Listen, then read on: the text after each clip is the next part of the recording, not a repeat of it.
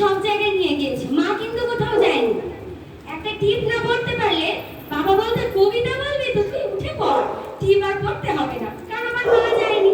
এবার অন্য কারোর মাকে বলবো আমার একটু টিপটা পড়িয়ে দাও, আমার আইলাইনারটা পড়িয়ে দাও, সে তো তার বাচ্চাকেই পড়াচ্ছে।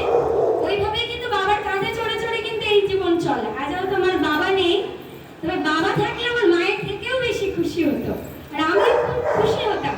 আমার জীবনে এই যাত্রায় আমার বাবা হলো সবসময় সঙ্গী। আমি যখন ক্লাস 4 তখন আমি গীতাঞ্জলিতে পড়ি, তখন থেকে কিন্তু আমার বাবা আমাকে স্কুল ছুটি করিয়ে আমার বাবা আমাকে নিয়ে যেত বিজয়লক্ষ্মী বর্মনের কাছে আবৃত্তি শেখাতে।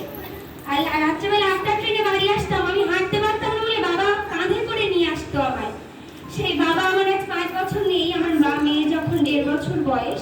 বাবা কোনোদিনও কিন্তু আমায় শেখায়নি যে তুই মেয়ে, আমাকে কোনোদিনও বাড়িতে বলেনি। বিয়েটা সম্পূর্ণ আমার ডিসিশন যে বিয়ে করতে হবে, নিয়ে আমার মেয়ের জন্য এইটা গুছিয়েছি, বিয়ে হবে তো তাড়াতাড়ি সোনার দোকানে চল, এবার কিছু বানাতে হবে। ওই জন্য যাদের মেয়ে অন্তত একবার বলবে না যে বিয়ে দেবো, চল এই কানেরটা তোর জন্য বানিয়ে রাখলাম, পয়সা রেখে দেবে বড় হওয়ার জন্য। যেখানেই যা যেন জানি আমার মায়ের কাছে অনেক পয়সা আছে, আমার কোনো চিন্তা নেই। আর মেয়েদেরকে অনেকটা বড় করবে, ছেলেদের যেভাবে বড় করবে, একটা মেয়েকে কিন্তু আরো বড় হওয়ার দরকার। একটা সন্তানের মানুষ করার জন্য মায়ের থেকে বেশি অবদান কিন্তু কারোর থাকে না। শিখবে মা, বাবা স্কুল টিচার হোক আর ডাক্তার হোক, বাবাকে যেই বলবে না না আমি ওটা পারি না, ওটা তোর মা পারে, ওই জন্য মায়েরা আগে শিক্ষিত হওয়ার দরকার। বাড়ির মেয়েদের তো আগে লেখাপড়া শেখাতো না, মেয়েরা বেশি শিক্ষিত হওয়ার দরকার, যাতে যা জিজ্ঞেস আমার মেয়ে তো জেনারেল নলেজ জিজ্ঞাসা করে। আমাকে তো ফোন দেখতে হয় না, যেহেতু আমার বাবা মা আমাকে মানুষ করেছে। তা আপনি যদি মেয়েকে সেভাবে মানুষ না করে, একটা অঙ্ক জিজ্ঞাসা করলো, ওর বাবা হয়তো ম্যাথে অনার্স, আমার হাজব্যান্ড ম্যাথে অনার্স, আমাকে দৌড়াতে হবে, আমি তো অঙ্কটা বলে দেয়, এরকম যেন দৌড়াতে না হয়। মায়েরা যেন সব জানে।